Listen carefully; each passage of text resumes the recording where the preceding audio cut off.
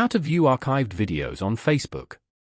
First of all, go ahead and open up the Facebook application on your phone.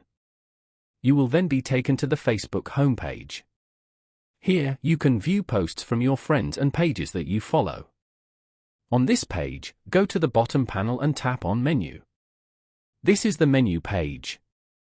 Scroll down and tap on Settings and Privacy. Then, tap on Settings. Now, scroll down to the Your Activity section. Then, go to Activity Log. Here, you can view and manage all your Facebook activity such as posts, tags and more.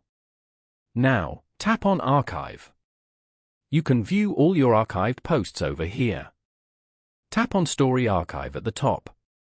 Here, you can view all your archived stories. Following these steps, you can easily view archived videos on Facebook.